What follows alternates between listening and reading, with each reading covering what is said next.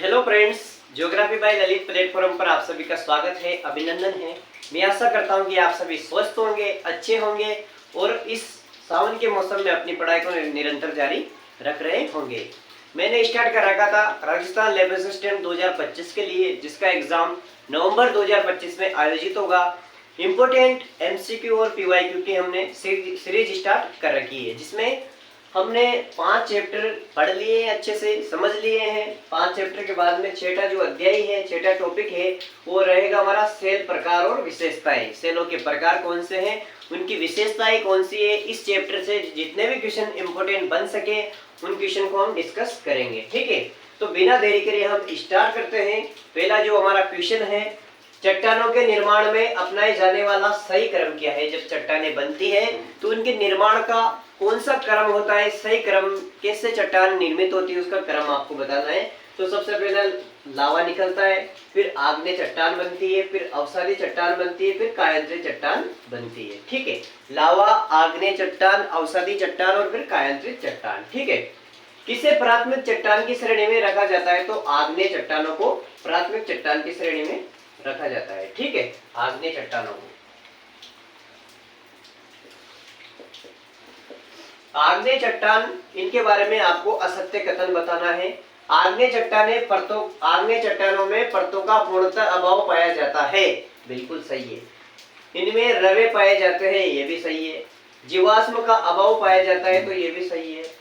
ये चट्टानें मुलायम होती है, तो ये गलत है, चट्टानें मुलायम नहीं होती है, तो ये इसमें डी आंसर सही रहेगा। ठीक है, चौथा क्वेश्चन है, रासायनिक संरचना के आधार पर आग्नेय सेल का प्रकार बताइए। रासायनिक संरचना के आधार पर आपको आग्नेय सेल के प्रकार बताने हैं। तो अम्लीय सेल, फैटिक सेल, अल्ट्रा फैटिक सेल, ये इसके प्रकार है। ठीक है, पांचवा क्वेश्चन है, बहिर्वेदी आग्नेय चट्टानों का उदाहरण है। बहिर्वेदी आग्नेय चट्टानों का उदाहरण है बेसाल्ट सेल। ठीक है, या बेसाल्ट चट्टानें। छठा क्वेश्चन है, पातालीय अंतर्वेदी चट्टानों के उदाहरण है। तो ग्रेनाइट, बेथोलिट चट्टानें आदि पातालीय चट्टानों के उदाहरण है, पातालीय अंतर्वेदी चट्टानों के। ठीक है, बेथोलिट और ग्रेनाइट। काली मिट्टी, रेगुर मिट्टी का निर्माण किन चट्टानों के अपरदन से होता है। जो सबसे ज्यादा उपजाऊ मृदा पाई जाती है, जो काली मृदा हमारी तरफ भी पाई जाती है हाड़ौती में, तो उस जो काली या रेगुर मृदा है, उनका निर्माण किन चट्टानों के अपरदन से होता है, तो बेसाल्ट चट्टानों के अपरदन से होता है। इंपोर्टेंट क्वेश्चन है, ये सब एनसीईआरटी पर आधारित है, आपके एग्जाम में यहीं से आएगा।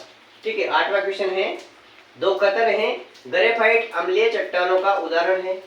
ठीक है, ग्रेफाइट अम्लीय चट्टानों का उदाहरण है, तो सही है। बेसाल्ट फैटिक चट्टानों का उदाहरण है, ये भी सही है। बेसाल्ट तो फैटिक चट्टानों का और ग्रेफाइट अम्लीय चट्टानों का। ठीक है, नौवां क्वेश्चन है, ज्वालामुखी क्रिया में बनने वाली आंतरिक स्थलाकृति सिल और डाइक। जो ज्वालामुखी क्रिया में जो सिल, डाइक और बेथोलिट वगैरह जो बनती है, तो ज्वालामुखी क्रिया में बनने वाली आंतरिक जो स्थलाकृति सिल व डाइक किस प्रकार के चट्टानों से बनती है। तो जो सिल और डाइक बनती है, वो ज्वालामुखी क्रिया में जो सिल और डाइक बनती है, वो अंतर्वेदी, ठीक है, अंतर्वेदी और मध्यवर्ती चट्टानों से बनती है। ठीक है, 10वां क्वेश्चन है, पृथ्वी के धरातल पर सर्वाधिक विस्तृत है। तो अवसादी चट्टानें सर्वाधिक मात्रा में पृथ्वी के धरातल पर पाई जाती है। ठीक है, कौन सी चट्टानें, तो अवसादी चट्टानें। 11वां का प्रश्न कथन है, अवसादी चट्टानों में कोयला व पेट्रोलियम पाया जाता है, तो सही है। कायांतरित चट्टानों का उदाहरण हीरा व संगमरमर है, तो ये भी सही है। कायांतरित चट्टानों का उदाहरण हीरा और संगमरमर है। ठीक है, 12वां क्वेश्चन है, कौन सी चट्टानों में जीवों के अवशेष पाए जाते हैं। तो अवसादी चट्टानों में जीवों के अवशेष पाए जाते हैं। ठीक है, यहाँ पर आग्नेय के बारे में हमने देखा था, जीवाश्म का अभाव पाया जाता है, लेकिन जो अवसादी चट्टानें हैं उसमें जीवों के अवशेष पाए जाते हैं। ठीक है, 13वां क्वेश्चन है, भूतल के, ठीक है, भूतल के निर्माण में अवसादी सेलों का योगदान। जो भूतल है उसके निर्माण में अवसादी सेलों का योगदान है 5%। ठीक है, 14वां का पहला कथन है, आप कथन पर विचार कीजिए और कौन सा कथन सही है, ऐसा क्वेश्चन पूछ रहा है। इसका फर्स्ट ऑप्शन है, परतदार चट्टानें मुलायम होने से अपरदन अधिक होता है। ठीक है, जो परतदार चट्टानें हैं, ठीक है, यहाँ पर एक क्वेश्चन देखा था हमने, जो आग्नेय चट्टानें ये मुलायम नहीं होती, लेकिन जो परतदार चट्टानें हैं ये मुलायम होने से इनका अपरदन अधिक होता है, तो बिल्कुल सही है। परतदार चट्टानों में पेट्रोलियम और प्राकृतिक गैस पाया जाता है, तो सही है। परतदार चट्टानों में जीवाश्म पाए जाते, तो ये भी सही है। केवल आग्नेय चट्टानों में जीवाश्म नहीं पाए जाते। तो ये तीनों कथन सही है यहाँ पर। अगला क्वेश्चन है वायुड़ अवसादी चट्टाने हैं। तो वायुड़ अवसादी चट्टाने एक तरह से लोएस के उदाहरण हैं। ठीक है। 16वां क्वेश्चन है पृथ्वी के आंतरिक भाग में, ध्यान से सुनना, पृथ्वी के आंतरिक भाग में उच्च दाब व उच्च ताप से निर्मित चट्टान कौन सी है? जो पृथ्वी के आंतरिक भाग है उसमें उच्च दाब और उच्च ताप से निर्मित चट्टान कौन सी है? तो वो है कायांतरित चट्टान। ठीक है, कायांतरित या रूपांतरित भी इसको कहते हैं, कायांतरित से बनती है। ठीक है। 17वां क्वेश्चन है बालू पत्थर के रूपांतरण से निर्मित है क्वार्टजाइट। तो जो क्वार्टजाइट है वो बालू पत्थर के निर्माण से बनता है। ठीक है, या बनती है। तो बालू पत्थर के रूपांतरण से निर्मित है क्वार्टजाइट। किस परत से महासागरीय तल की चट्टानें बनी है? इंपोर्टेंट क्वेश्चन है, किस परत से महासागरीय तल की चट्टानें बनी है? तो सीमा से। ठीक है, सियाल सीमा निम्न 3 तरह की आंतरिक संरचना होती है, तो इस सीमा से महासागरीय तल बना है। ठीक है।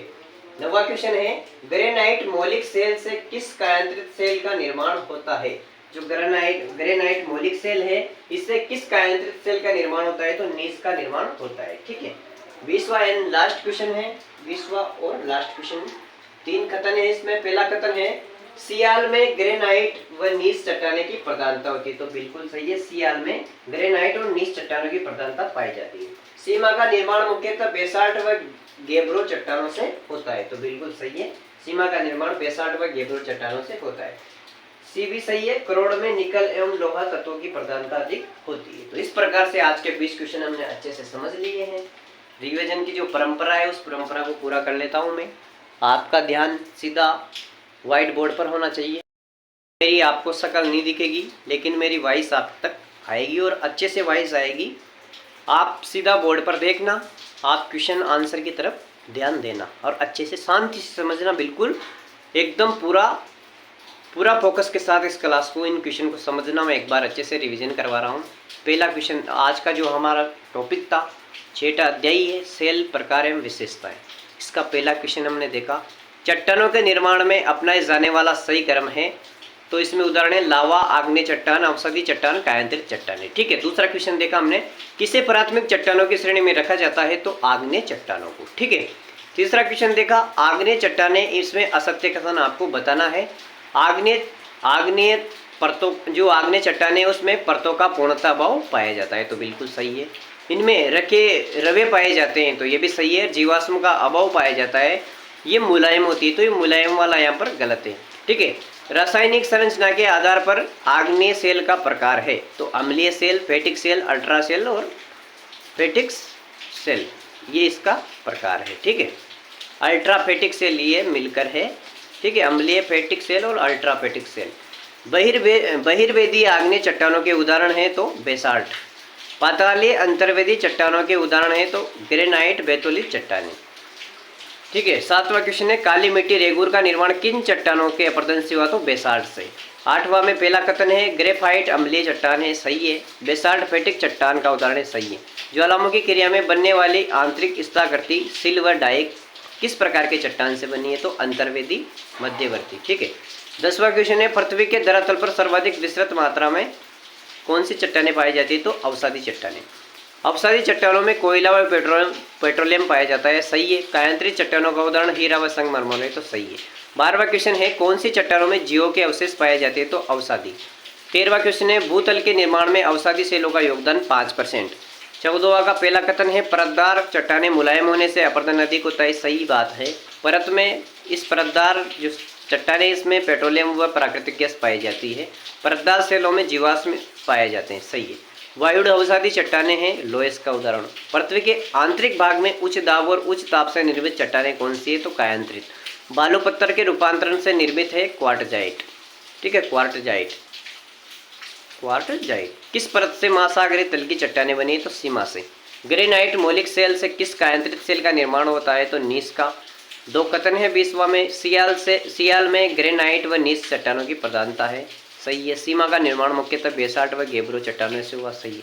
सी है करोड़ में निकल एवं लोहा तत्वों की अधिकता पाई जाती है। इस प्रकार से हमने आज के जो हमारे 20 इंपॉर्टेंट क्वेश्चन है वो हमने कंप्लीट कर लिया है। हम कल नेक्स्ट 7 नंबर का टॉपिक 7 व 23 हम देखेंगे। अगर आपको ये क्लास अच्छी लगे तो प्लीज़ इस चैनल को शेयर, सब्सक्राइब और लाइक ज़रूर करें। आप सभी का एक बार फिर से बहुत बहुत धन्यवाद। Thank you.